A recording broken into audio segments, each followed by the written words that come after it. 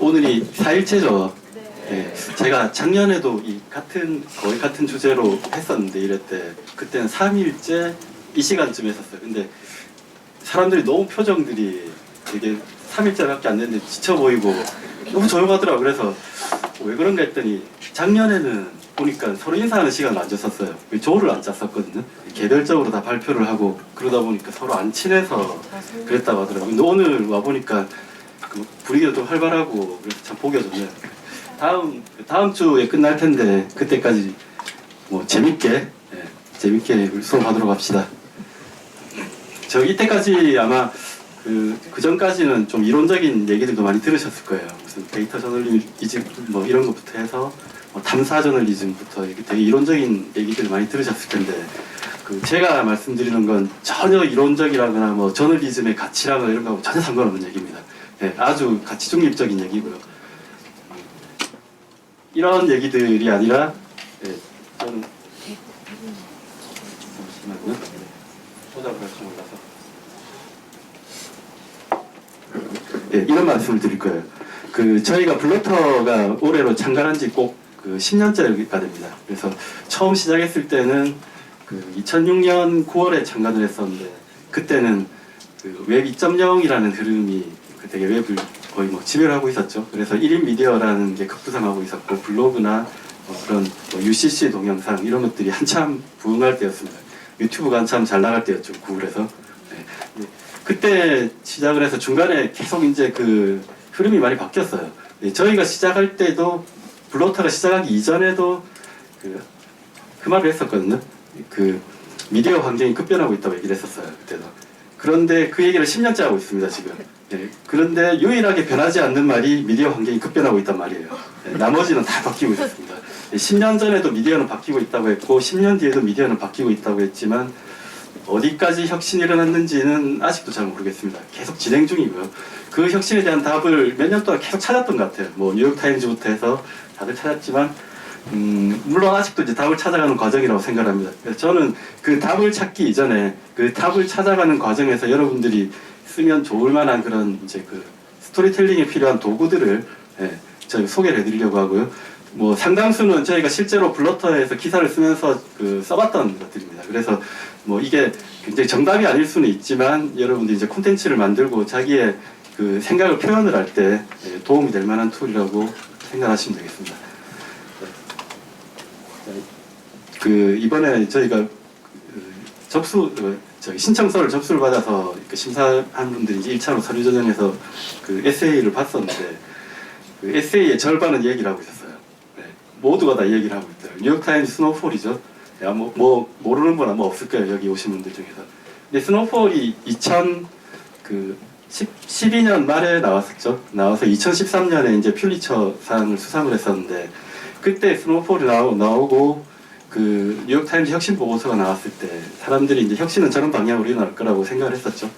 그리고 많은 국내 업체들부터 해서 외국 가디언 이런 데서 다 스노우폴을 따라 인터랙티브 스토리텔링 기사들을 쏟아냈었죠. 근데 그게 어떻게 됐을까요? 뉴욕타임즈는 해마다 이 페이지를 보신 분도 계시겠지만, 해마다 연말이면은 자기네들 인터랙티브 스토리텔링 기사를 모아서 소개를 하는 페이지를 엽니다. 2013년도에 열었고 14, 15년까지 3년 동안 계속 열고 있는데요. 이렇습니다. 2013년이 지금 잘 안 보이는데 57개의 인터랙티브 기사가 나왔어요.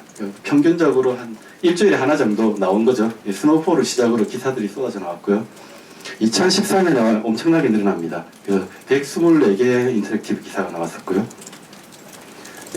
2015년에는 조금 줄었죠. 그래서 이제 거의 100개 가까운 95개의 기사가 쏟아졌습니다. 그런데 저런 기사들을 보면 밑에 링크 있는 곳에 들어가 보시면 직접 확인하실 수가 있어요. 근데 정말 일단 형식 자체도 굉장히 좋게 말하면 세련됐지만, 기본적으로 구현하기 굉장히 힘든 거죠. 그리고 엔지니어가 여러 명 투입이 돼야 되고 기획부터 디자인까지 뭐 들어가야 되는 기사인데, 그런 기사들을 저는 부자들의 저널리즘이라고 부르거든요. 과연 우리가 따라할 수 있을까? 국내에서도 많은 기사들이 쏟아졌지만 그것들이 과연 일종의 이제 기사로서의 혁신을 이루고 있는지, 거기에 대해서는 지금도 아직 물음표가 찍혀 있습니다. 그리고 그걸 국내 미디어들도 따라하기는 굉장히 힘들죠. 그리고 기획에 대한 그 기본적인 기획이 들어가야 되고, 그리고 거기에 대한 기술적인 기술과 디자인이 뒷받침돼야 되는데, 만약 여기 있는 조원들에게 저 기사를 한 달 정도 시간을 주고 만들라고 하면 만들 수 있을지 모르겠어요. 그래서 거기에 대한 비판이 나온 적이 있습니다. 여기 프로퍼블리카라는 탐사보 전문 저널리즘이죠. 저널에서 그 디자인 디렉터를 맡은 분이 저런 말씀을 하셨어요.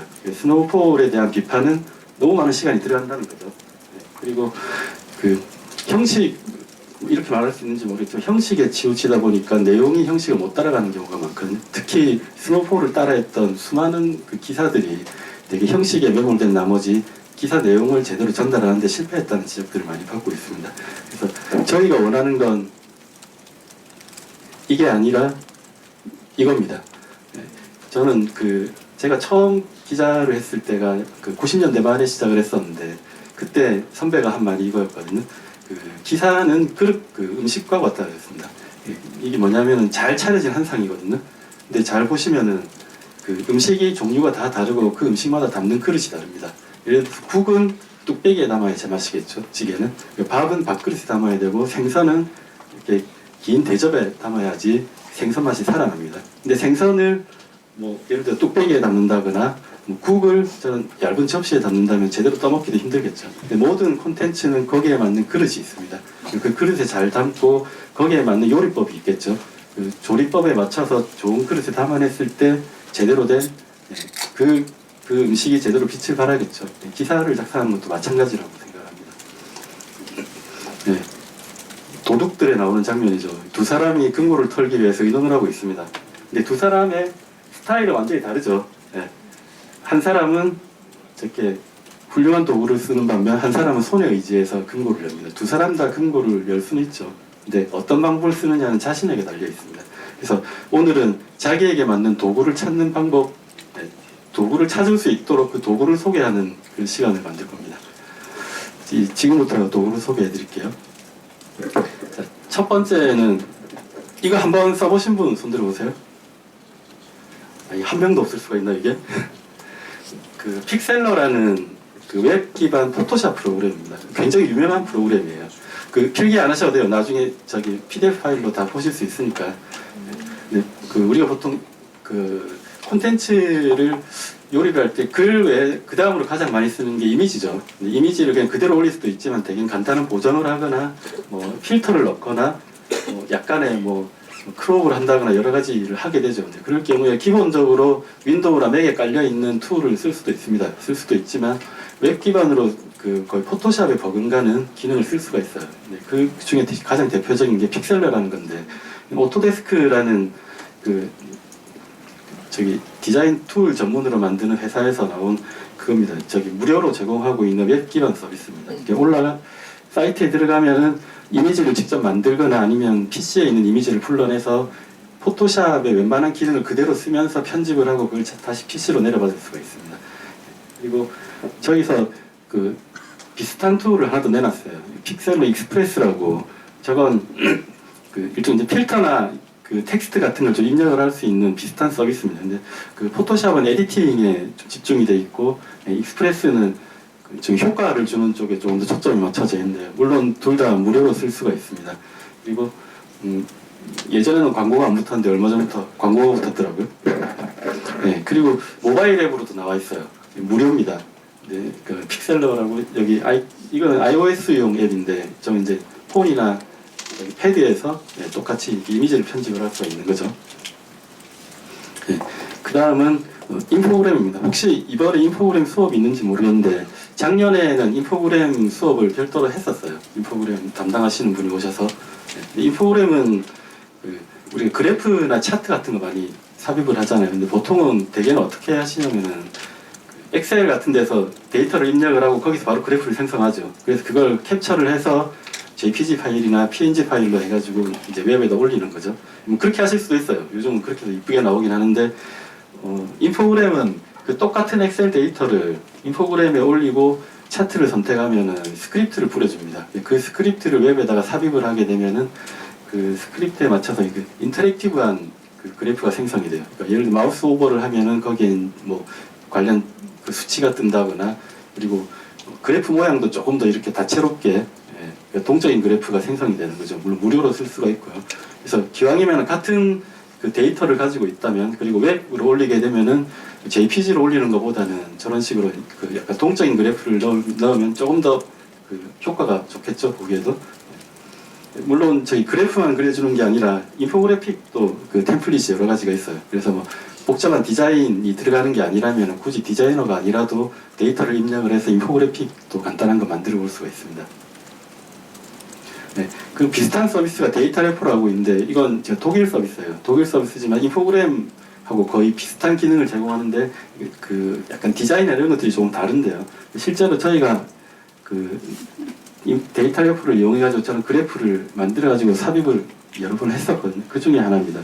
저런 식으로 테이블을 나눠서 항목을 지정해주고 그 데이터를 입력을 하면은 마우스를 움직일 때마다 저런 식으로 이미지가 실시간으로 바뀝니다. 역시 방식은 똑같아요.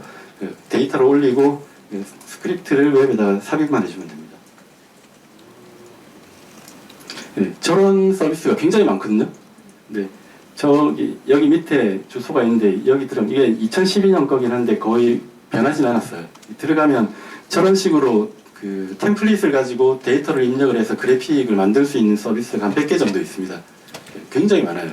그 대부분 다 무료 서비스이기 때문에 그 중에서 본인이 그 마음에 드는 좀 그 취향에 맞는 사이트, 조금 더 이용하기 편리한 곳을 찾아가지고 골라서 쓰시면 됩니다. 그리고 다음 주에 아마 배우실 텐데 뭐 조금 더 전문적인 약간의 이제 개발 지식이 있다면 그 자바스크립트를 활용한 그런 템플릿들이 굉장히 많이 있거든요. 네, 그런 것들은 저 오픈소스로 공개되어 있는 템플릿들이 있어요. 저건 약간의 개발 지식을 더해서 한다면은 거의 이제 뭐 스노우폴 같은 그런 식의 조금 더 동적인 서비스를 만들 수가 있죠. 네. 그 다음은 마인드마이스터인데요. 이건 마인드맵을 만들어주는 겁니다. 마인드맵은 종이로 그려보신 분들도 있으실 테고, 아니면 저런 식으로 소프트웨어를 이용해서 만들어본 분들이 좀 있으실 거예요. 마인드맵은 생각을 그림으로 표현하는 거죠. 네. 키워드를 가지고 꼬리에 꼬리를 물고 계속 자기 생각의 줄기를 이어나가는 거죠. 수업 시간에 활용하신 분들도 계실 텐데, 저 마인드맵 자체가 뭐 시각적으로 굉장히 뛰어난 건 아니죠. 근데 마인드맵을 집어넣어 같은 기사를 마인드맵으로 표현을 해주면 그것 자체가 약간의 그 시각적인 효과가 좀 있어요. 그리고 마인드맵을 쓰는 이유는 마인드맵을 쓰면서 자기의 콘텐츠를 올리기 전에 콘텐츠에 대해서 한번 정리를 해볼 수가 있습니다. 그래서 이걸 내가 말하고자 하는 키워드가 무엇인지를 먼저 지정을 하고 거기에 맞춰서 그 키워드별로 쓰고 싶은 얘기들을 다시 키워드로 이제 확장을 시키는 거죠. 그것 자체가 자기의 그 콘텐츠를 한번 정리할 수 있는 그런 그 중간 단계를 거칠 수 있기 때문에 마인드맵 같은 경우는 가끔 그 내용이 잘 정리가 안 된다거나 보통 서론하고 본론까지 다 쓰고 결론을 못 내려서 고민하는 사람들이 굉장히 많거든요. 그런 사람들은 마인드맵으로 한번 자기 생각을 정리를 하고 콘텐츠를 올리면은 훨씬 더 효과를 보실 수가 있어요. 네, 그 다음 사운드인데, 사운드는 아마 많이 써보셨을 거예요. 사운드 클라우드라는 건데, 이건 그 오디오를 공유해주는 서비스입니다. 보통 기자들은 이제 취재를 하다 보면 녹취를 많이 풀죠. 녹취 자체가 하나의 콘텐츠가 될 수가 있거든요. 예전에는 녹취는 기자들만 보관을 하고 있고, 거기서 정제된 기사만 올려서 그것이 독자들이 읽게 됐는데, 요즘은 그런 원 소스 자체를 올려서 그것도 하나의 콘텐츠로 활용을 하고 있습니다. 네, 그래서 그 중요한 뭐 인터뷰나 이런 것들은 녹취를 풀어서 파일 그대로 올리지 않고 사운드 클라우드 같은 곳을 이용해서 올린 다음에 저것도 역시 이제 그 스크립트 코드를 붙여 넣으면 저런 식으로 실시간 오디오 재생이 됩니다. 그래서 저런 서비스를 이용하면 음성을 같이 첨부를 할 때 유용하게 쓸 수 있겠죠. 네, 이건 그 스토리텔링하고는 무관한 사이트인데 굉장히 유용하게 쓰실 수가 있어요.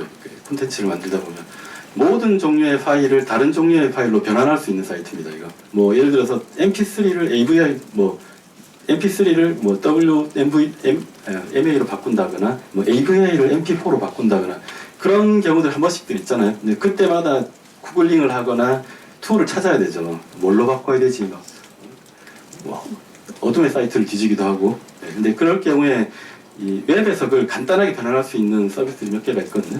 물론 여기도 있지만 비슷한 서비스로 또 I love 파일인가 뭐 하는 그런 사이트도 있고 구글만 검색해 보시면 다 나옵니다.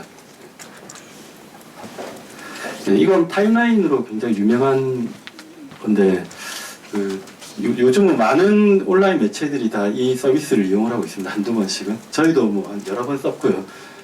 나이트 재단이라는 곳에서 만든 타임라인 JS라는 서비스입니다. 물론 공짜고 사이트에 들어가면 사용 방법이 자세히 나와 있는데 템플릿을 제공을 하고 있어요. 구글 스프레드시트로 템플릿을 제공하는데 그 템플릿에 데이터만 입력을 하고 하면은 자동으로 코드를 생성해 줍니다. 코드를 붙여 넣으면 저런 식으로 이제 옆으로 넘어가는 타임라인을 쉽게 만들 수가 있죠. 잠깐 볼까요? Journalists are busy. They're writing, reporting, blogging, tweeting, taking photos, and shooting video. Timeline.js enables busy journalists to create beautifully crafted timelines that are easy and intuitive to use. It was designed by former New York Times multimedia producer Zach Weiss in the Night News Innovation Lab. It's fast, doesn't require you to be a programmer, and creates responsive timelines. 네, 저 하단에 타임라인이 흘러가고 저걸 모바일에서도 이렇게 손으로 슬라이드하면 다 넘길 수가 있고요. 템플릿에 데이터를 입력을 하면 자동으로 생성됩니다. You can use photos, maps, video, audio files, tweets, and Wikipedia articles to help tell the story. And because the data is stored in a Google Doc, you can collaborate with other journalists to add and edit entries. We work in international media, broadcasting in different languages around the world. Fortunately, Timeline.js currently supports more than 30 languages. And if your language isn't supported, 한국어도 you can 완벽하게 add it by 지원합니다. creating a language file that translates the months, days of the week, and navigation into your language. Creating a timeline is easy. Let's say you want to build a timeline on the life of Burmese democracy leader Aung San Suu Kyi. Simply grab a copy of the timeline template and fill in the information. Each row represents a new date in the timeline. Begin by creating a start date for the event. Write a headline and short text description. The media column is your opportunity to include multimedia content. Simply insert the link to an image, a Google map, 유튜브 동영상이나 그런 것도 이제 링크만 집어넣어주면 자동으로 인식을 해서 재생을 해주고요. Process the link and incorporate the content directly in the timeline. You can add a credit and cut line as necessary for each entry. When you're ready to see your timeline, go to the File menu and select Publish to the Web. Check the box next to Automatically Republish when changes are made, and click Start Publishing. 다 생성을 하고 나면 웹으로 퍼블리싱을 하면 소스 코드를 저렇게 만들어 주거든요. 저 소스 코드를 웹에다 붙이면 됩니다. 자기 사이트에. 그럼 저런 식의 타임라인이 생성이 되는 거죠. 폰트를 바꿔주거나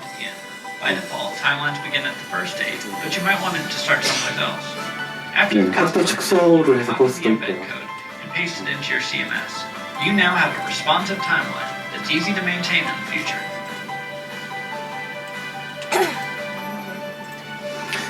저기 나이트 재단이 만든 나이트랩이라는 그 곳에서 공개를 한 건데, 나이트랩은 1950년인가 설립이 됐어요. 나이트 재단이. 그래서 굉장히 오래됐죠. 지금 60년이 넘었는데 저곳에서는 해마다 미디어 경진대회 같은 걸 합니다. 그래서 매체들 미디어에 쓸만한 그런 기술이나 그런 것들을 경진대회를 열어서 공모해서 당선된 작품들을 오픈소스로 공개를 해줘요. 무료로. 그래서 누구나 가져다가 쓸 수 있게. 그 중에 하나가 타임라인 JS입니다. 실제로 저희가 이제 여러 가지를 만들었었는데, 이건 CC 코리아라고 이제 CCL이라는 자유 이용 허락 라이선스를 보급하는 곳에서 이게 10주년이 됐을 때 제가 10주년 타임라인 같은 걸 저걸로 만들었었고요. 그리고 저희 블러터에도 미디어 랩이 있습니다. 블러터 미디어 랩장이 지금 이성규 랩장인데, 저희도 타임라인을 하나 만들었어요. 예, 워드프레스용으로. 랩에서 나온 첫 번째 플러그인인데요. 역시 제목이나 뭐 날짜 같은 걸 넣고 이미지를 넣으면 간단한 타임라인을 하나 만들어주는 그런 워드프레스용 플러그인입니다. 그래서 실제로 모습을 보면 이런 식인데요. 제목이 나오고 연도 날짜에 간단한 이미지와 함께 설명이 나오죠. 그리고 이거 더 읽어보기를 누르면은 조금 더 자세한 내용이 나오거나 그 사이트로 이동을 하는 식으로 나옵니다. 이게. 네. 그리고 비슷한 건데 나이트 재단에서 나온 타임라인 JS 외에 또 스토리맵 JS라는 게 또 나왔어요. 스토리맵 JS는 역시 타임라인 방식이긴 한데 저건 조금 특이한 게 지도 위에 뿌려줍니다. 타임라인은 이렇게 옆으로 흘러가는 거죠. 시간 순서에 따라. 스토리맵은 지도를 따라 이동을 하며 그 위에 콘텐츠를 얹어주죠. 그러니까 특정 위치에 뭐 거기에 일어났던 사건을 이제 띄워준다거나 아니면 관련 동영상을 띄워준다거나 하는 식입니다. 물론 오픈 소스고 무료예요. 뭐 이건 제가 직접 노트북 화면을 캡처한 건데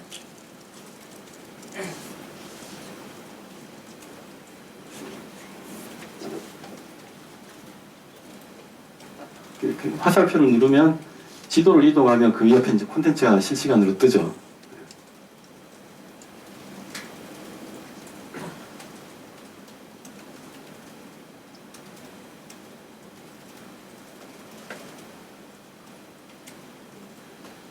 그 중간에 동영상도 재생되고 제가 소리를 끄고 녹화를 했는데 뭐 파인 동영상이나 이미지 같은 걸 띄워줍니다. 그 어떤 특정 지도에 따라서 뭐 예를 들어서 뭐 실크로드를 따라가면 뭐 정보를 띄워준다거나 하는 식의 스토리텔링을 할 때 쓰면 유용하겠죠. 그 다음은 그 게임화인데 게임화는 이미 뭐 얘기가 많이 나왔었죠. 같은 것도 이제 게임 요소를 가미를 하면은 조금 더 콘텐츠 참여도도 늘어나고 사람들의 흥미를 유발할 수 있는 건데 저건 2013년 말에 나온 그 뉴욕타임즈의 뭐 사투리 퀴즈 뭐 이런 거였어요. 근데 저게 그해 뉴욕타임즈에서 가장 많이 읽힌 기사였다고 그러더라고요. 사람들은 의외로 저런 데 열광을 하는 거죠. 지역별로 어떤 사투리가 맞느냐 이런 걸 이제 퀴즈 형식으로 물어보는 거였고요. 저거는 이제 포스퀘어에 이제 게임 요소를 가미해가지고 서로 배지를 달아주는 거죠. 그리고 이건 그 미국의 거지가 구걸을 하는데 여러 종교별로 이름을 적어놓고 거기에 이제 구걸 바가지를 놓고 어느 종교가 가장 자비로운가요? 그러면 서로 돈을 집어넣겠죠. 이건 그 슬로우 뉴스에서 나온 종목 테스트 이런 식으로 같은 걸 글로 표현을 하기보다 약간의 게임 요소를 넣으면 훨씬 참여도가 늘어나고 재미가 있습니다. 이게 그 일종의 낚시인데요, 낚시. 그 버즈피드라고 그 큐레이션 전문 미디어 많이 보셨죠? 그러니까 한국의 피키캐스트가 이제 버즈피드와 비슷한데 거기서 그 가장 사람들이 클릭을 많이 했던 그 글들을 순서대로 모아가지고 정렬을 한 겁니다. 그 중에서 보면은 최상위권에 있는 게 퀴즈예요, 퀴즈. 어떤 캐릭터가 당신하고 가장 닮았나요? 이런 거거든요. 사람들이 미친 듯이 눌러대고 자기 캐릭터를 보고 공유를 하고 그렇게 합니다. 같은 요소들이죠. 결국 게임이고요.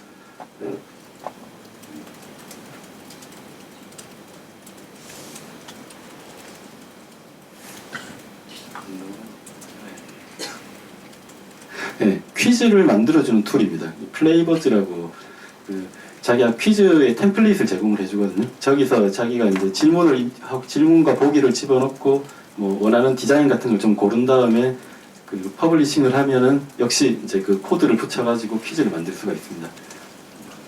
비슷한 걸로 퀴즈라는 그 웹 서비스가 또 있고요. 약간 뭐 디자인만 좀 다를 뿐이지 사용법은 비슷합니다. 실제로 저걸로 저희가 플레이버즈를 이용해서 저는 그 퀴즈를 기사로 이렇게 만든 적이 있고요. 비슷합니다. 제가 또 퀴즈로 풀어보는 다음 카카오 그 검열 얘기가 일어났을 때 이제 퀴즈 형식으로 기사를 썼었고요. 그리고 저희 미디어랩에서도 두 번째 퀴즈 플러그인을 만들었거든요. 그래서 저거는 이제 워드프레스에 붙여서 저희가 사이트 이제 기사를 올리면서 그 밑에 간단한 설문조사나 퀴즈 같은 걸 할 때 쓰도록 직접 만들었습니다.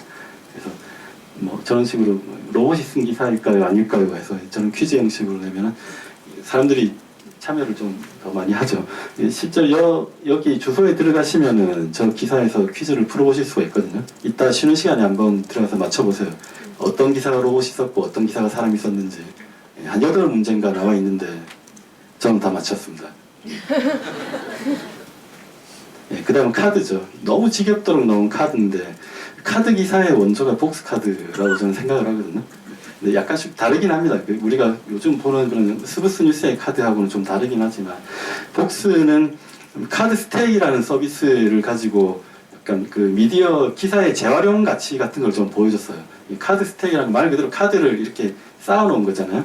근데 그 카드 스테이라는 거는 이렇게 기사를 하나가 있으면 그 밑에 관련 기사들이 이렇게 목록으로 뜨고 이것들이 같이 이렇게 층층이 쌓이면서 그 전체가 하나의 맥락을 이루는 그런 식의 그 기사 그 스토리 방식이거든요. 저게 어떤 가치를 지니냐면 그 미디어에서 특정 사안이 생겼을 때 거기에 관한 최신 기사도 있을 수가 있지만 지나간 기사들도 있잖아요. 물론 그 전에 지나간 기사들이 기획 기사이고 굉장히 그 열심히 취재를 해서 쓴 기사도 있을 거예요. 근데 시의성은 뒤떨어지지만 거기에 더 많은 정보가 담겨 있을 수도 있거든요. 근데 그 전에는 그걸 보여주기 위해선 수동으로 그 편집구에서 관련 기사를 뭐 링크를 걸어준다거나 뭐 아니면 그걸 뭐 자동으로 뽑아주는 플러그인을 쓰지만 그것들이 정확하지는 않았었거든요. 근데 아예 복스는 그래서 그거를 저런 식의 UI로 과거 기사도 밑으로 쭉 연결해서 그 참고 자료처럼 계속 순환해서 볼 수 있도록 만들었습니다. 저렇게 될 경우에는 예전에 썼던 기사들이 한두 번 읽히다가 묻혀지지가 않고 계속 같은 맥락으로 유지가 되고, 그리고 가장 신뢰할 수 있는 기사는 자기네 내부에서 직접 취재해서 쓴 기사잖아요. 그 외부 글이 아니라 자기가 과거에 취재했던 그 정보력이 살아있는 기사들을 계속해서 선순환시키는 그런 효과를 낳습니다. 물론 이제 저기서 유래해서 계속 사람들이 이제 카드를 쓰긴 하죠. 저희도 그런 카드 뉴스 같은 걸 좀 쓰고, 요즘은 카드 스택 방식으로 그런 그 기사 UI를 구성하는 그런 실험들을 좀 하고 있어요. 미디어 오늘 같은 데 들어가면 저런 식의 형식들을 좀 베타 서비스를 하고 있고요. 이건 저희가 카드 뉴스를 만들었던 거고, 저런 카드를 쉽게 만들어주는 서비스가 또 있어요. 캔바라고 하는데, 그 쉽게 말하면은 파워포인트 PPT 파일 하나 열어가지고 그 안에 뭔가 한 장으로 다양한 효과를 주는 거하고 비슷하다고 보시면 돼요. 이미지를 집어넣고 거기에 뭐 텍스트 넣고 뭐 경우에 따라서 살짝 약간 뭐 스티커 같은 것도 붙이고 뭐 이런 식으로 하시죠. 예. 여기서 보면 템플릿을 주고요. 저런 식의 간단한 것들을 넣어서 그냥 한 장짜리 카드를 손쉽게 만들어줍니다. 저건 제가 만든 게 아니라 본인이 직접 만든 겁니다. 제가 과감히 가져왔어요. 예. 그 다음 이건 그 아까 말씀드렸던 타임라인인데요. 그 저희도 타임라인 JS를 굉장히 애용을 하거든요. 근데 좀 쓰다 보면 살짝 지겨워요. 똑같은 디자인에 맨날 같이 넘겨보고, 그럴 때 변화를 줄 수 있는 무료 타임라인 서비스입니다. 티키토키라고 하는데 그 UI가 조금 달라요. 다르고 이 티키토키의 특징은 무료이지만 또 3D 타임라인을 만들어줍니다. 데이터를 입력을 하면 저희가 다음 게임을 가지고 저 티키토키 서비스를 이용해서 만든 사례가 있는데, 기본 UI는 저렇게 옆으로 넘어갑니다. 디자인은 좀 다르지만. 근데 옆에 3D 버튼 보이시죠? 저 3D 버튼을 누르면 저 타임라인이 3D로 바뀝니다.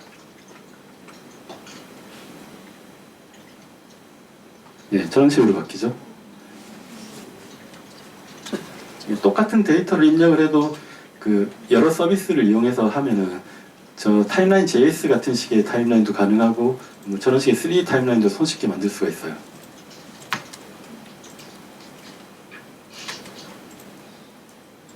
무료입니다. 이거 메터맵이라고 그 마인드맵하고 약간 비슷하긴 한데 조금 더 복잡하죠. 저건 이제 이슈별로 저런 식의 그 정보들을 이렇게 한 대 묶어서 말풍선처럼 이렇게 모아서 보여줄 수 있는 서비스입니다. Once the world was organized, but with the growing amount of media, the number of opinions, views, and arguments also increased. Everyone writes, tweets, and says something. Everybody has an opinion. 특정 이슈 같은 것들이 생겼을 때 거기에 관해서 뭐 찬반 의견이라거나 뭐 이런 것들을 이렇게 그 그룹별로 묶어가지고 보여줄 때 쓰면 좀 효과적이죠. All arguments and opinions in one convenient overview. You can put a lot of 계속 저런 식으로 이제 얘기들이 확장이 되는 UI고요. You simply copy quotes from websites. The source and the link will automatically appear in the MetaMap. 저희 글과 그 링크를 이렇게 복사를 해서 붙여주면 저런 식으로 간단하게 생성이 됩니다. And you can personalize them with your own colors and logo. With MetaMap, issues become clear again for yourself and your readers. Create an account now on metamap.com. 네, 그 다음은 싱잉크인데요. 이건 저희가 여러 번 썼거든요. 이건 이미지에 정보를 얹어주는 서비스입니다. 보통 우리가 그 작업을 하려면 뭐 별도의 툴을 써야 되죠. 일러스트레이터를 쓴다거나 뭐 다양한 툴을 쓰고 거기에 이제 뭐 HTML을 집어넣어 주려면 또 굉장히 복잡해지죠. 그다음부터는. 근데 이건 간단한 이미지 위에 그러니까 마우스 오버를 하면은 다양한 정보들이 뜰 수 있게 하는 그런 인터랙티브한 요소를 집어넣어 주는 겁니다. 이건 그 그 사이트에서 나온 예제인데요. 저는 뭐 농구 선수들 위해 저런 정보들이 뜨죠. 예, 저 사람의 뭐 트위터 계정이라거나 예, 뭐 간단한 저런 텍스트를 넣어준다거나 예, 이 다양한 정보를 얹어주는 거죠. 이미지를 올리고 그 위에 정보를 입력을 해서 퍼블리싱을 하면 역시 이제 웹에서 저런 식으로 간단하게 붙여서 쓸 수가 있습니다.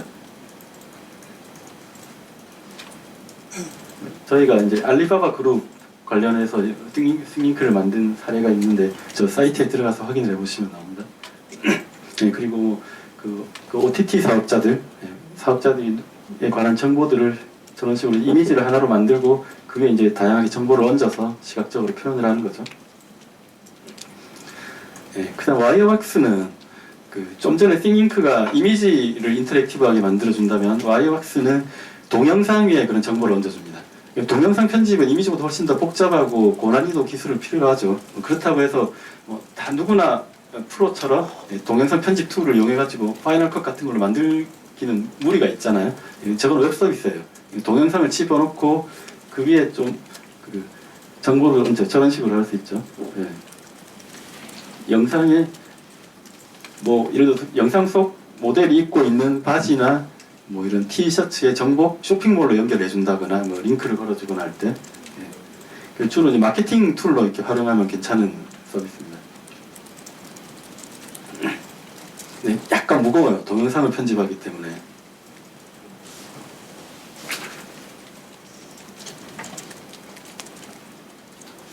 네. 그다음 스토리텔러는 그 저희 블러터가 워드프레스 기반의 사이트인데 워드프레스용 테마입니다. 이거 플러그인이 아니라 테마인데 그 테마기 때문에 독립적으로 사용하는 거거든요. 그래서 일반적으로 이제 우리가 사이트를 운영을 할 때 그 약간 이벤트성 그런 뭐 스토리 하나를 얹고 싶을 때 이 테마를 적용을 하면 그 워드프레스 사이트가 일종의 슬라이드 쇼 비슷한 그 형태로 바뀌게 됩니다. 물론 이제 이미지와 글과 동영상을 적절히 섞어서 하나의 스토리를 간단하게 꾸밀 수가 있죠. 제가 예제를 하나 짧게 만들었던 게 있는데 그걸 동영상으로 이렇게 변환을 했습니다. 이것 자체가 하나의 사이트예요. 근데 저런 식으로 이제 버튼을 넘기면서 이미지와 텍스트와 동영상으로 간단하게 스토리 하나를 만들 수가 있죠.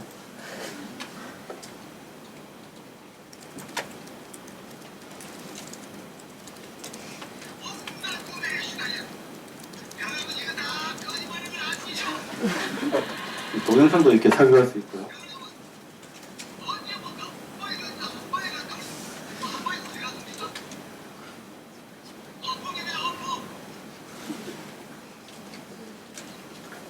네, 테마만 입력하고 거기다 페이지 저 하나하나가 다 페이지예요. 하나하나가. 그래서 페이지를 자기가 원하는 만큼 만들어서 거기에 정보들을 넣어주면은 저렇게 간단한 움직이는 스토리를 하나 만들 수가 있어요. 네, 비슷한 것으로 저거는 마이크로소프트에서 나온 오피스 스웨이라는 웹 서비스입니다. 근데 우리가 일반적으로 그 별도의 테마가 없어도 우리 보통 이제 블로그나 이런 데 글을 올리면 이게 아래로 스크롤하면서 텍스트하고 이미지 동영상이 뜨잖아요. 이건 그걸 조금 더 동적으로 바꿔줍니다. 그래서 뭐 가로로 스크롤을 할 수도 있고 중간에 좀 더 이미지들도 저런 식으로 자유롭게 배치를 할 수가 있고 그래서 우리가 그 자주 쓰는 뭐 MS 오피스나 아리아 한글 이런 것들을 조금 더 웹에 맞게 조금 더 잡지스럽게 만들어주는 그런 서비스라고 보시면 돼요. 이 스토어하우스는 이제 모바일 앱으로 나온 건데 저런 식으로 이제 이미지하고 그 텍스트를 가지고 그 잡지스러운 그런 페이지 하나를 편집을 하게 해주는 그런 그 모바일 앱입니다.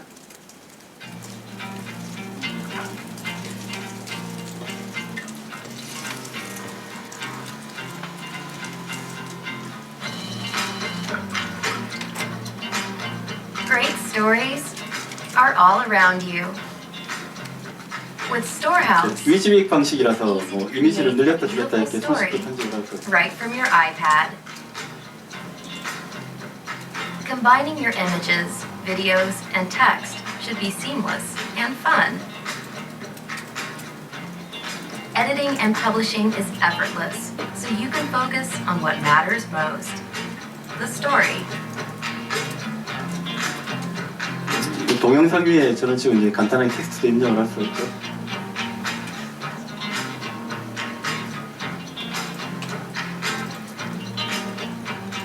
Storehouse, the easiest way to create, share, and discover beautiful stories wherever you are.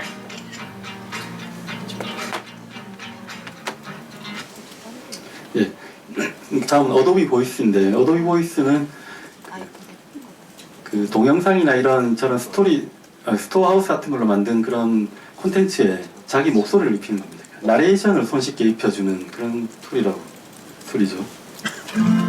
We all grew up listening to stories, learning what happened to our hero, understanding big ideas, or getting 이미지 inspired 여러 장을 to 저런 take 식으로 action. 만들어서 But how 스토리를 do you tell 만들어두고 그 위에 your 자기의 나레이션을 입히는 and 거죠. get people to listen?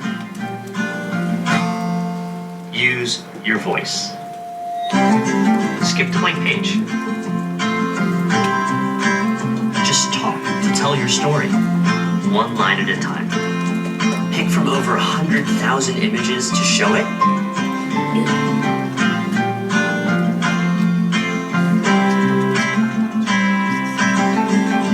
그 스티커 같은 것들도 다 Choose the mood with music. Tap to make it look amazing.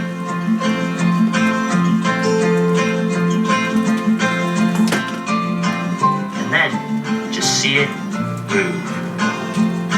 Introducing a whole new way to craft videos to share online in minutes. Connect to the people close to you with the whole world. Storytelling is fun again. This is your voice. Tell your story. The world can't wait to see it.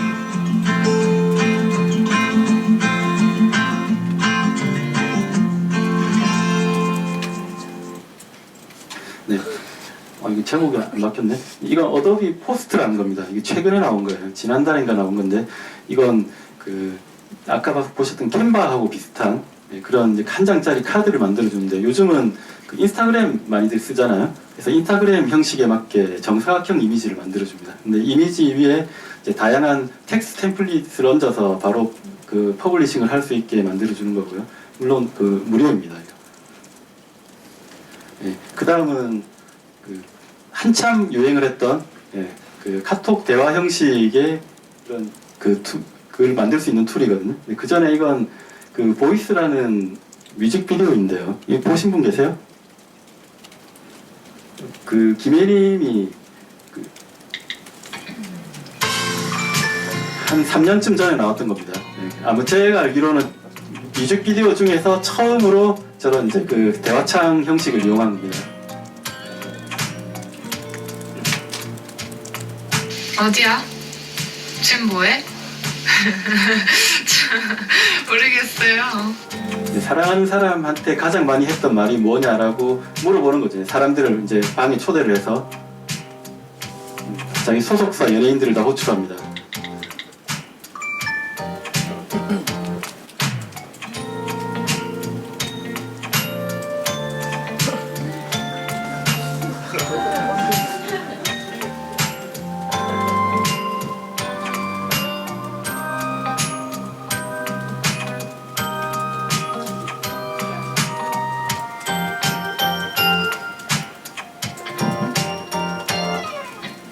Oui, comment ça va? Ça va bien? Ça va. Qu'est-ce que tu prends? Alors, bon, je prends le café.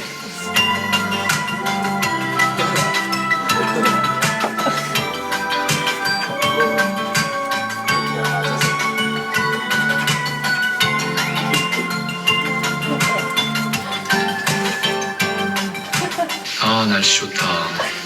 오늘 저녁에 뭐 입을까? 지금 나올래? 아니야 난 괜찮아. 지금 뭐 입고 있어? 보고 싶어.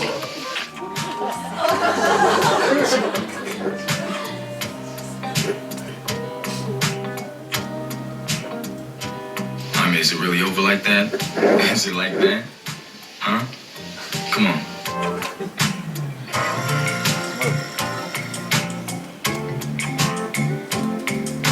Since when you care for me? You never tell me, how can I know? We can go anywhere, I'm good. Are you eating? Please tell me, I wanna know.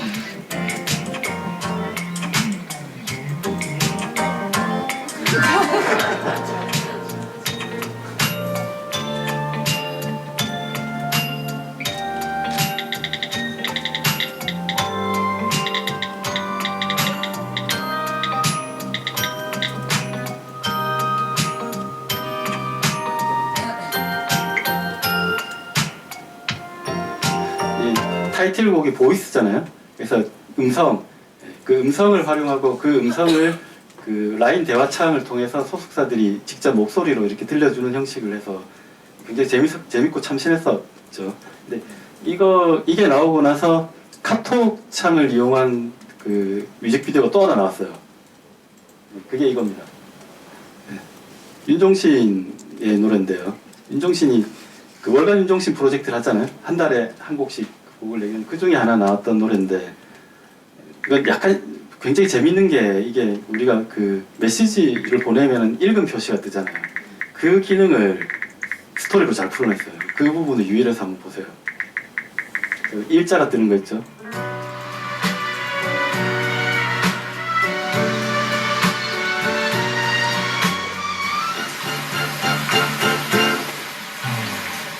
또 하나의 계절이 가고 찬바람은 그때 그 바람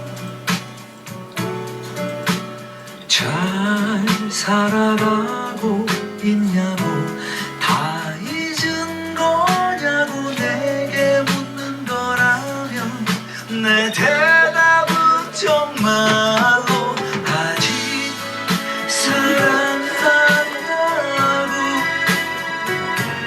아직까지 이별하고 있다고 그 하루에 끝나는 게 아니란 걸 이별이란 게 넌 어때 떠난 사람아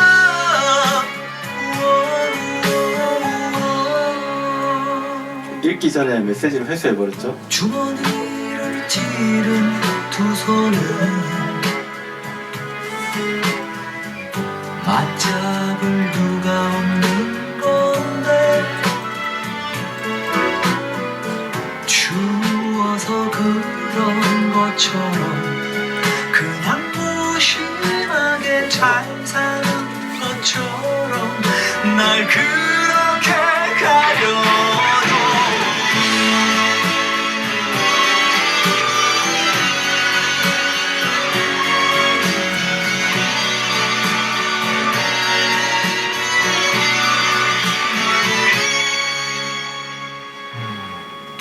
요즘 더 부쩍 추워졌어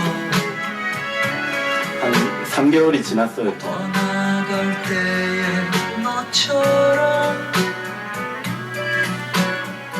잘 살아가고 있다고 다 잊은 것 같다는 너의 안부 뒤에 내 미소는 거짓말 아직 사랑한다고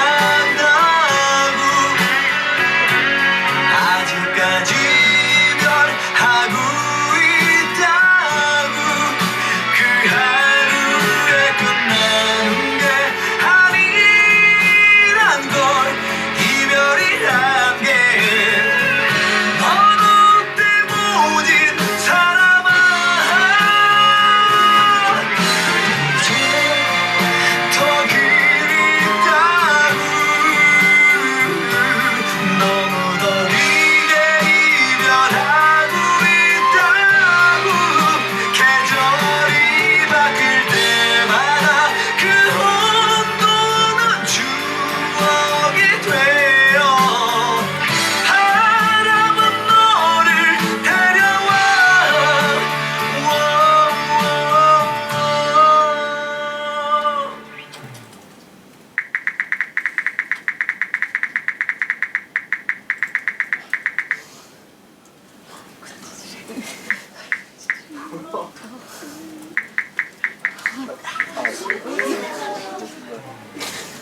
이 계절이 가면 따뜻한 바람 내 곁에 머물던 너처럼 그 바람 날 몰라보게 다 잊었으면 돌아오지 않을 먼 길을 떠난 너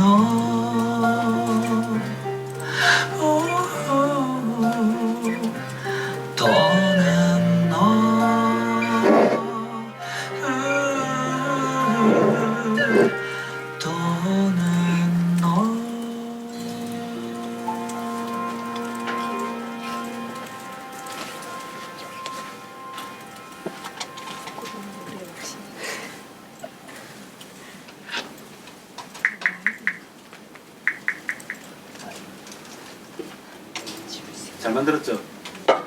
찡하죠? 저희도 만들었습니다. 이제 친절한 BC라고 이제 좀 어떤 그 키워드나 이슈 같은 걸 좀 쉽게 풀어 설명해 주는 저희 꼭지가 있는데, 거기서 그 후배들이 망중립성 얘기를 하다가, 망중립성 디지털 프라이버시 얘기를 하다가 저렇게 만들었더라고요.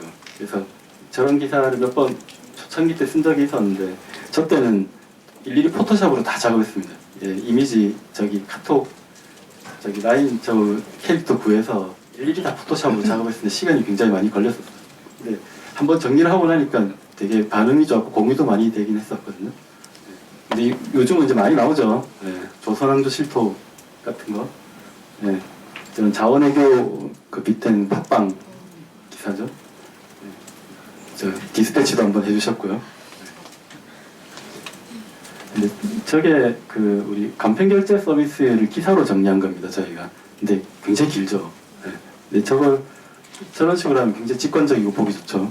네. 간편결제와 불편한 안 간편한 결제를 카톡 대화 하나로 길이로도 한눈에 볼 수 있죠. 네. 저런 식으로 타임라인으로도 만들 수 있습니다. 그러니까 타임라인은 간편결제 역사 같은 경우에는 타임라인으로 만들어서 보여주면 훨씬 더 읽기 편하겠죠. 이건 그 저희가 그 수습 기자들이 수습을 뗄 때 수습을 떼는 공동 기사를 한번 만들어 보라고 했더니 저런 식으로 3명이서 만들었어요. 예. 자기들 수습 일지를 캐릭터를 써서 기사로 만들었었죠. 예. 어렵지 않습니다. 저런 툴이 있거든요. 예. 카톡 대화를 수정하게 해주는 앱들이 있어요. 예. 제가 또 가짜톡이라는 거. 다 안드로이드용이에요. 근데 아이폰용이 하나가 있습니다. 하나 그 제가 이름을 까먹었는데 그 나중에 확인해서 알려드릴게요. 딱 하나가 있어요. 저런 걸 이용하면은 좀 그 카톡 대화 같은 것도 쉽게 만들 수가 있고요. 이건 슈퍼스트링이라고 그 윈도우하고 맥용으로 나온 그 PC용 앱입니다. 근데 저게 그 원래는 그 뮤직비디오에 가사를 넣어주는 앱이거든요. 근데 저걸 다른 용도로 활용을 할 수가 있어요.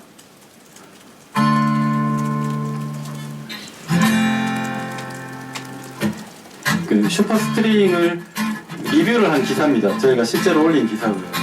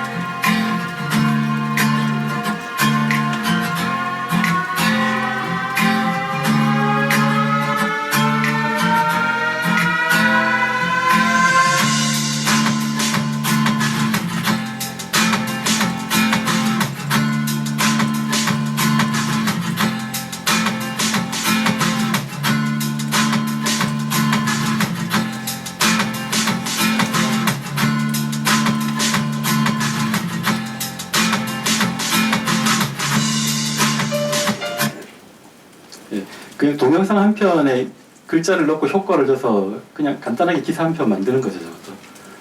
예, 이건 그 맥용 앱인데 그 디스트랙션 프리 뭐 노트 앱이라고 해서 전체 화면에서 음악 잔잔하게 띄워놓고 글 쓸 수 있게 돕는 그런 노트 프로그램들이 많이 있거든요. 그 중에 하나입니다. 근데 그 조금 다른 기능이 있는데 그 노트 내용을 실시간 혹은 한 줄씩 전체 화면으로 뿌려주는 기능이 있어요. 그거를 잘 활용하면 발표 같은 거를 할 때 유용하게 쓸 수가 있어요. 저런 식으로 쓰는 거죠, 발표장에서.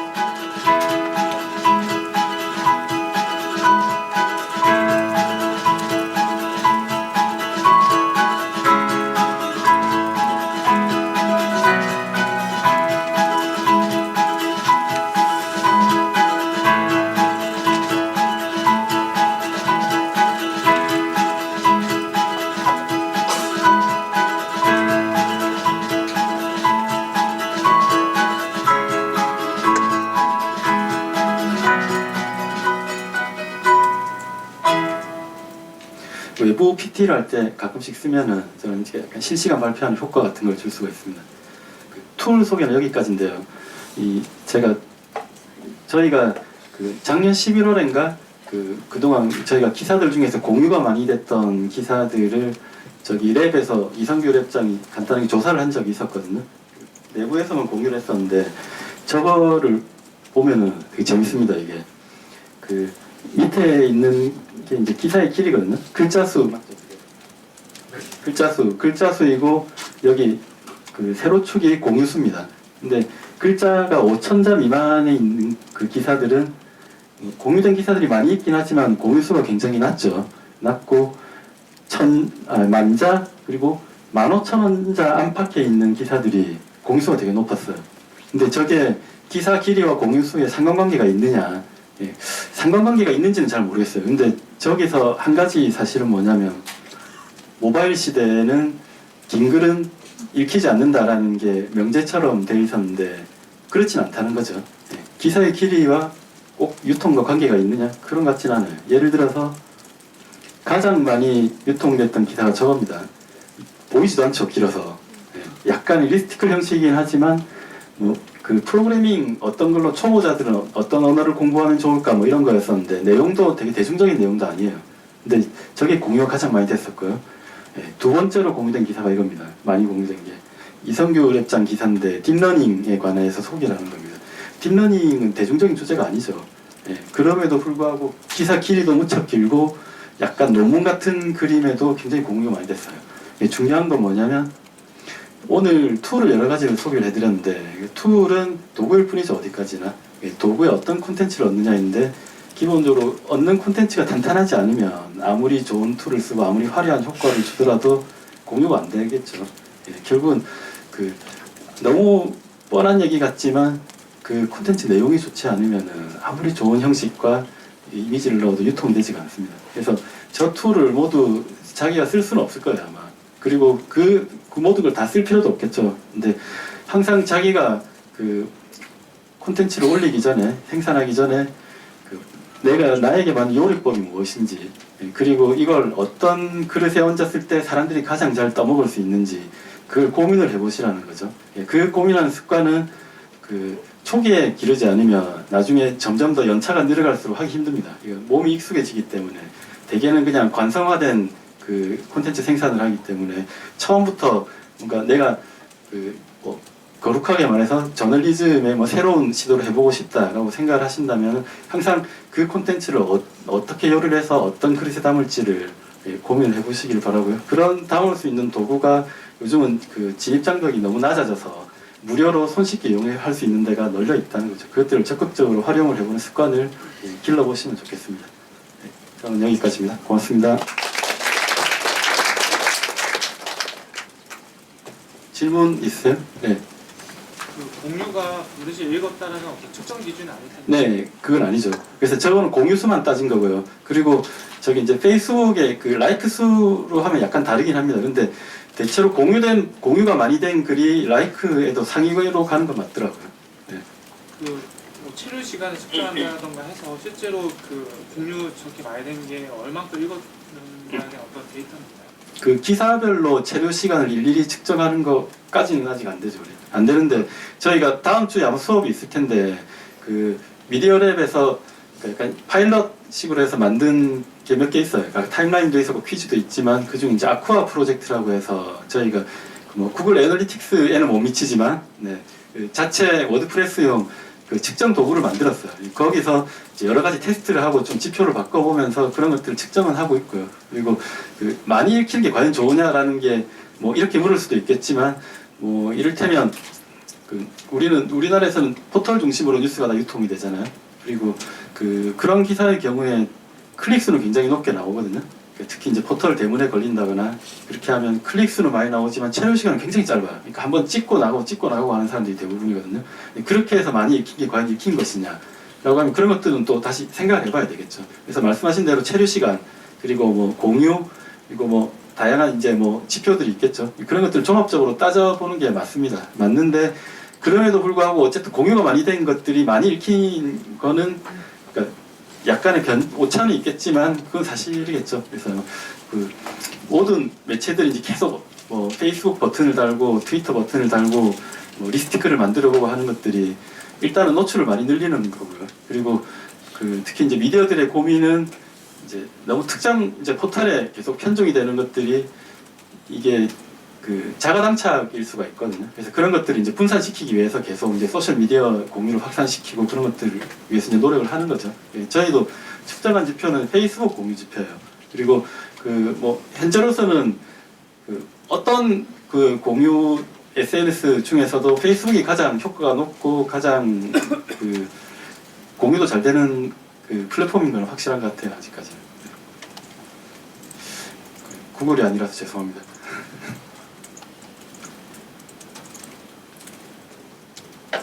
또 궁금한 거 없어요? 이런 툴들을 공부할 때 마음가짐을 어떻게 해야 될지 열심히 해야죠. 이거를 스스로 네. 다 완벽히 습관해서 활용하려면 한 3-4시간씩은 아무리 간단히 걸릴 텐데 네. 그냥 어떤 식으로 구현이 될 수 있고 그러니까 취재부터 뭔가 기획할 때 이런 걸 활용해야겠다는 그냥 마음가짐만 갖고 있으면 되는 건지 저희는 보통 기자들한테 이제 PM이 되라고 얘기를 하거든요. 저희 프로젝트 매니저가 되라고 얘기를 하거든요. 요즘은 그냥 뭐 남들이 이제 던져주는 기사들 그리고 보통 업체에서 주는 뭐 보도 자료나 그런 거 아니면 기자 간담회에서 나오는 자료들을 가지고 기사를 써서는 경쟁력이 없는 것 같아요. 누구나 다 할 수 있고요.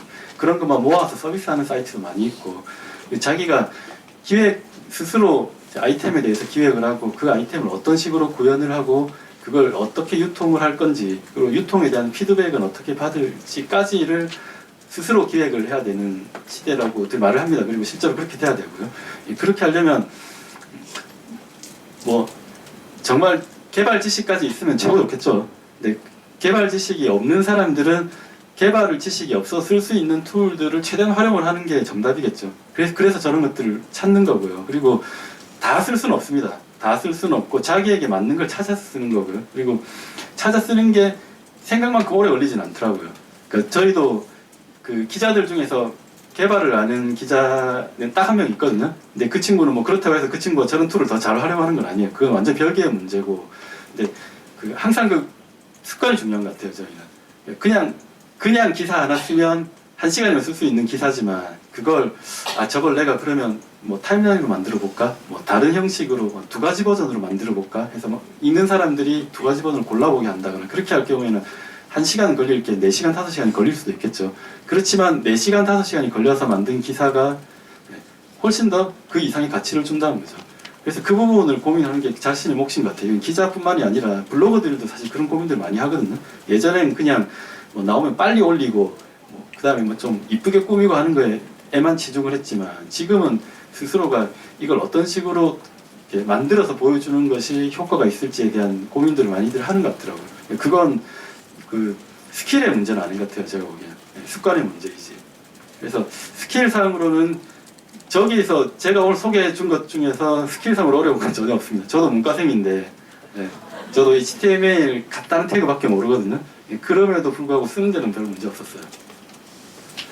먼저 손등분. 예전에 제가 인포그래픽을 한번 넣으면 좋겠다는 생각이 들어서 저런 사이트를 찾아보고 검색을 해서 그런 제공하는 사이트 다 찾아서 한번 찾아본 적이 있는데 그 과정이 굉장히 시간이 오래 걸리더라고요. 그래서 혹시 저런 툴들을 찾으실 때 그런 이제 내가 어떤 걸 해야겠다라는 생각 말고 혹시 어디 정보를 얻는 혹시 다른 공간이나 그런 게 있으셨던 건지. 구글링을 했죠. 그리고 많이 찾았어요. 저도 예전부터 블러터 초창기 때 찾아둔 사이트도 있어요. 사실. 근데 IBM에서도 IBM이 알파랩이라는 사이트를 랩을 운영을 하고 있는데 IBM 알파랩에 들어가면 초창기 때 자바스크립트로 만든 저런 템플릿들이 아직도 있어요. 근데 그 알파랩은 제가 알기로 아직도 운영이 되고 있는 걸로 알고 있거든요. 제가 알파랩을 찾은 게 10년 전이에요. 근데 물론 뭔가 어딘가에 딱 모여 있어가지고 내가 원하는 걸 떠먹으면 좋겠지만 그래서 저는 사실 제가 그걸 못했는데 저런 것들을 여기 있는 이기생끼리라도 저기 구글에 공통 문서 하나 만들어두고 서로 계속 업데이트를 했으면 좋겠어요.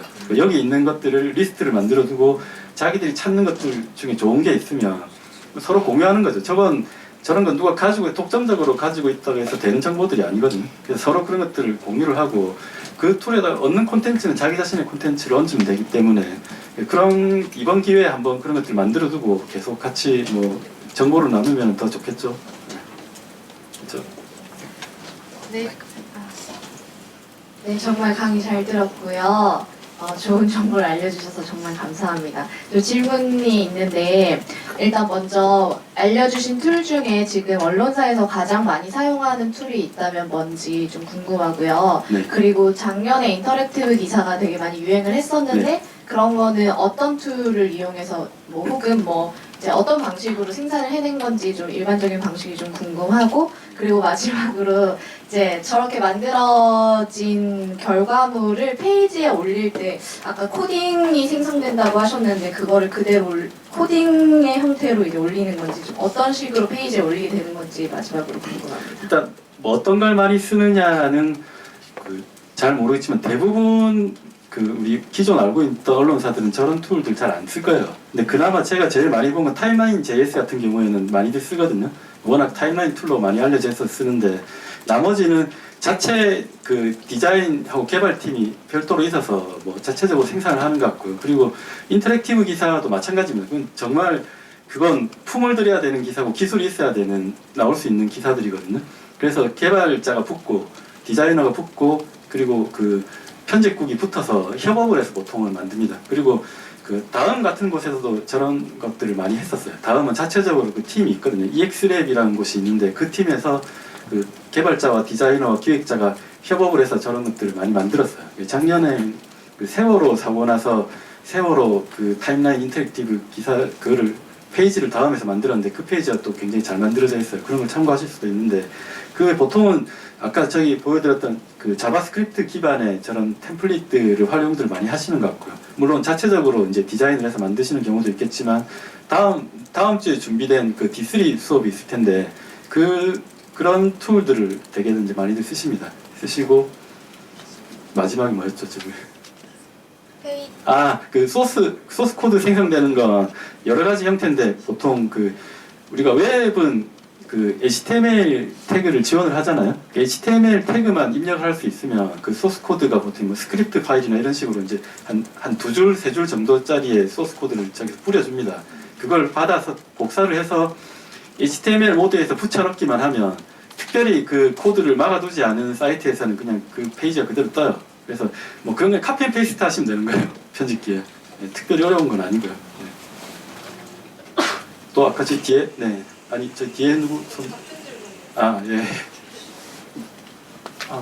제가 워드프레스의 생태계는 잘 모르겠는데 네. 지금 블로그에서 하는 걸 보니까 네. 워드프레스에서 뭔가 하기 위해서 플러그인을 계속 자체 제작하시더라고요. 네. 워드프레스 환경에서는 뭔가 이런 인터랙티브나 기사를 위해서 오픈소스로 플러그인으로 좀 제작되는 환경 자체가 많이 안 되어 있는 것 같기도 하고 네. 직접 제작하신다는 거는 네. 그렇다면 굳이 워드프레스를 고수해야 되는 이유가 있는 건지? 전 세계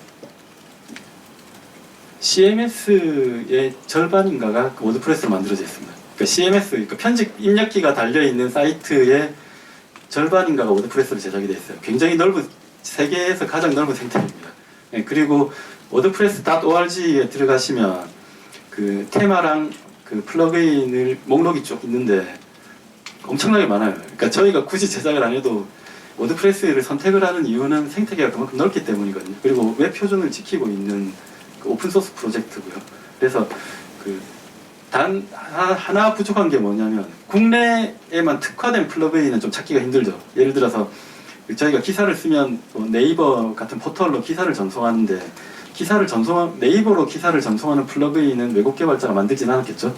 그런 것들은 저희가 자체 개발을 하고요. 그리고 타임라인이나 퀴즈 플러그인을 만든 건 좀 멍청할지는 모르겠지만 나름 기여를 해보고 싶은 욕심이 있는 겁니다. 그러니까 저희도 워드프레스 자체는 오픈소스 프로젝트고 오픈소스 프로젝트란 건 얘가 뭔가 새로운 기능을 만들면 소스 코드를 공개를 하고 다른 누구든지 그걸 받아서 발전을 시킬 수가 있잖아요. 그게 오픈소스의 정신이거든요.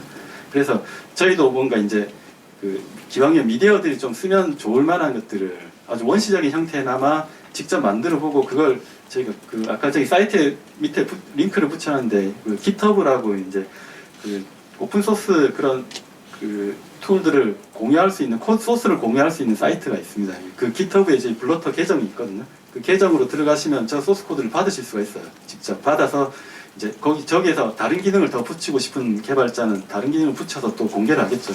그런 식으로 하면서 생태계가 풍성해지는 거거든요. 그게 나이트랩 같은 곳에서 하는 게 그겁니다. 그래서 좀 다양한 기능들, 그리고 뭐 월스트리트 저널이나 뭐 다른 뭐 곳에서도 그 자기네들이 만든 내부적으로 만들어서 쓰는 그런 플러그인들 중에서 일부는 또 공개를 해요. 공개해서 뭐 사진을 편집하는 그런 기능이란 이런 것들 공개를 하면 또 다른 미디어에서 그걸 받아서 조금 더 나은 기능으로 바꿀 수 있고 디자인을 좀 더 바꿀 수도 있고 그렇게 할 수 있겠죠. 그렇게 하면서 점점 생태계가 풍성해지는 거죠. 그래서 워드프레스 생태계는 결코 이렇게 빈약하지는 않습니다. 예. 웬만한 거는 그냥 그 워드프레스 org에서 검색을 해보면, 예를 들어서 페이스북이 오늘 뭐 자기 그 페이스북 포스트를 뭐 바로 파갈 수 있는 기능을 오늘 공개를 하잖아요. 한 하루나 이틀 지나고 나서 워드프레스 가보면 그 플러그인이 바로 나와 있어요. 그러니까 우리가 개발을 할 필요가 없는 거죠. 개발단에서. 예. 그런 게 장점이죠. 그래서 저는 굳이 요즘은 또 이제 그냥 날 코딩해서 HTML 사이트 만드는 매체가 별로 없어요. 오히려 다 워드프레스로 옮겨가는 분위기고요. 그러니까 워드프레스만 정답은 아니지만 세계에서 가장 보편화된 툴인 건 맞는 것 같습니다. 그러니까 여러분들이 알고 계신 IT 쪽에는 뭐 유명한 사이트들은 다 워드프레스를 쓰고 있어요. 국내에서는 딴지일보가 최근에 딴 걸로 바꿨나? 하여튼 뭐 웬만한 그 신생 미디어들은 워드프레스를 많이 쓰고 있고요. 네, 그렇습니다. 네, 저도 워드프레스로 저기 홈피를 운영을 하고 있는데 네. 이게 문제가 뭐냐면 구글에서는 검색이 잘 되는데 다음이나 네이버에서는 검색이 전혀 안 되더라고요. 이 문제 어떻게 해결하고 계십니까? 그 다음하고 네이버의 검색 알고리즘을 바꿔달라고 해야 되는데요. 구글에서 검색이 잘 되는 건 그 SEO라고 해서 이제 검색 엔진 최적화라고들 얘기를 하는데요. 워드프레스는 검색 엔진 최적화가 굉장히 잘 돼 있는 그 툴입니다. 그래서 기본적으로 뭐 특별히 본인이 뭔가 이렇게 설정을 하지 않아도 워드프레스는 구글에서는 굉장히 상위에 잘 걸리거든요. 그게 정상입니다. 네, 그게 정상인데 그 다음이나 네이버의 검색 알고리즘은 그 우리가 예전부터 말하는 이른바 이제 통합 검색을 하잖아요. 하다 보니까 그 뭐 지금은 좀 바뀌긴 했지만 어쨌든 카테고리별로 검색 결과가 뜹니다. 그 제일 위에 지식인이 뜬다거나 뭐 그 밑에 뭐 카페 블로그가 뜨고 웹페이지는 최하단에 걸려 있죠. 그리고 최근에 좀 바뀌긴 했지만 그 특히 네이버 같은 것은 검색에 잘 노출이 되기 위해서는 사이트를 등록을 해줘야 됩니다. 그러니까 내가 사이트를 오픈을 하면은 그 사이트를 내가 이런 사이트를 운영하고 있으니 검색에 노출되게 등록을 해주세요라고 신청을 받는 페이지가 따로 있어요. 안 그러면 굉장히 검색에 걸리기가 힘들어요. 근데 그 구글이 정상이에요.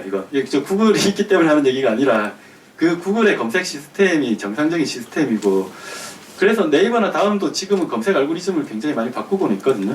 그리고 그 부분은 그러니까 일단 뭐 한계가 좀 있긴 있겠죠. 근데 그 안에서 검색 엔진을 뭐 좀 최적화하는 방법은 있지만 어쨌든 지금으로서 드릴 수 있는 말씀은 그 네이버가 검색 알고리즘을 바꾸지 않는 이상은 좀 힘들겠죠. 그런 것들은.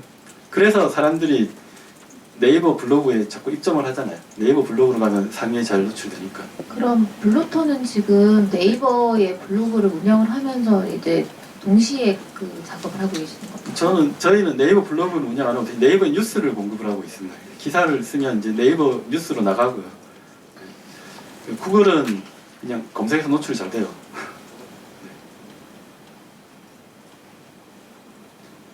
네.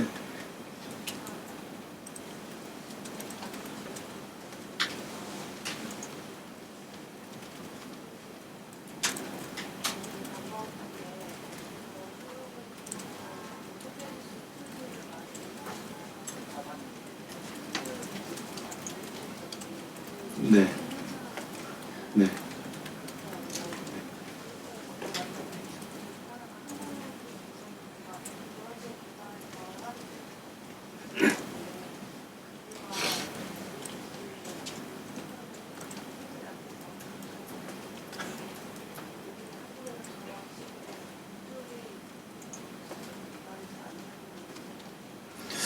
개발자 풀이 아무래도 좀 작을 수도 있겠죠. 저희도 워드프레스를 쓰기 전에 테타 툴즈라는 그 툴을 가지고 만들었습니다. 처음 10년 전에 처음 창간했을 때는 오픈 소스 HTML 에디터를 가져서 자체적으로 이제 만들었었는데 그게 좀 한계가 있어서 그 다음에 이제 구글이 인수했죠. 테타 앤 컴퍼니라고 이제 구글 코리아에서 인수를 했었는데 그 테타 앤 컴퍼니에서 만든 테타 툴즈라는 블로그 툴이 있었어요. 근데 그게 뭘로 바뀌었지? 이름이 테타 툴즈. 티스토리 아시죠? 티스토리가 테타 툴즈 기반 블로그 서비스입니다. 그걸 썼었는데 그게 또 한계가 있는 게 테타 툴즈 자체는 오픈 소스, 워드프레스 같이 이제 블로그를 만들 수 있는 설치형 툴이었는데 이 생태계가 너무 없는 거예요. 그래서 블로그는 설치를 해뒀는데 이 오픈 소스를 쓰는 이유가 다양한 플러그인이나 기능들을 가져다가 내가 붙이고 확장을 시켜 나가야 되는데 그 개발자 풀이 너무 적더라고요. 그래서 저희가 결국은 이제 워드프레스로 갈아타고 나서 그 문제들을 다 해결을 하긴 했었는데 말씀하셨듯이 한글 지원이 좀 한계가 있는 것들도 있긴 있는데 요즘은 그게 굉장히 좋아졌어요 또. 그래서 웬만한 거는 그냥 요즘 또 웹 폰트 같은 것도 많이 쓰시고 그래서 폰트에 대한 욕심은 어느 정도 이제 해결이 되는 것 같고요. 근데 일부 프로그램 같은 경우는 아예 한글을 지원을 안 하는 경우는 가끔 있어요. 특히 이제 영미권이 아니라 네덜란드, 독일 이런 쪽에서 나온 것들은 또 그런 것들이 잘 안 되는 경우도 있는데 어쨌거나 간극은 계속 좁아지고 있다. 그렇게 말씀드릴 수 있겠네요. 저 뒤에 계신. 네. 최근에 IM피터라는 정치 블로거가 티스토리에서 글 삭제 견디지 못하고 이제 워드프레스로 넘어갔는데 이제 워드프레스가 이제 한국의 기형화된 웹 시장의 대안으로 떠오르고 있긴 하지만 이제 IM피터 씨 보니까 어떤 한넷닷컴 이런 데서 디자인을 받으셨더라고요. 그러니까 개인이 워드프레스를 운영할 때는 어떻게 해야 되는지 실제로 이런 업체에 돈을 주고 해야 되는 건지 아니면 공부를 해야 되는 건지. 왜냐하면 워드프레스 같은 경우는 이제 한글화가 많이 안 돼 있는 시장이잖아요. 툴은 물론 그렇지만. 그래서 개인이 운영할 때는 어떻게 해야 될지 약간 조언을 받고 싶어요. 저희 블로트 아카데미에서 워드프레스 강좌를 하고 있거든요. 들어보시면. 그리고 IM피터가 워드프레스로 옮겼다는 건 아마 닷컴으로 옮겼을 거예요. 워드프레스.com은 워드프레스 자체는 설치형이고 오픈소스 블로그 툴입니다. 근데 그 워드프레스를 가지고 서비스형으로 만든 회사가 오토매틱이라는 회사인데요. 그 회사가 굉장히 유명하죠. 그러니까 쉽게 말해서 테타 툴즈를 가지고 티스토리 서비스를 운영을 하듯이 워드프레스를 가지고 그걸 가입을 하면 그냥 굳이 내가 서버나 호스팅을 받지 않아도 워드프레스를 쓸 수 있게 만들어주는 사이트가 워드프레스.com입니다. 근데 거기는 이제 무료로 쓸 수 있지만 용량이나 플러그인 사용 이런 데 한계 제한이 좀 있겠죠. 그래서 유료 서비스를 쓰고 테크크런치나 이런 유명한 사이트들도 워드프레스.com의 VIP 서비스 일종 이제 유료로 제공하는 서비스를 이용해가지고 다 사이트를 운영을 하고 있습니다. 근데 한글화 문제는 워드프레스 자체가 지금 이제 한글이 거의 실시간으로 같이 나오거든요. 업데이트되면 쓰는 데는 크게 불편한 건 없었던 것 같아요. 메뉴부터 해서 다 한글 지원이 되고 한글이 깨지거나 하는 경우는 없습니다. 근데 PHP 기반이기 때문에 약간 이제 자기가 자유도를 높게 활용을 하려면 약간의 개발 지식이 있어야 되는 건 사실이에요. 근데 그게 아니고 개인이 운영한다면 호스팅 서비스를 받거나 하면은 호스팅은 월 한 10,000원 정도면 받을 수가 있잖아요. 그렇게 하면 나머지 플러그인을 붙여서 쓰는 데는 개발 지식이 필요한 것 같지는 않아요. FTP로 파일만 올리면 됩니다. 그러면 자동으로 바로 적용이 되기 때문에 특별히 워드프레스를 쓴다고 해서 본인이 만약에 직접 설치형으로 사이트를 만들어서 운영을 하시는 분이라면 워드프레스 쓰는 게 결코 더 어렵다고 생각하진 않아요.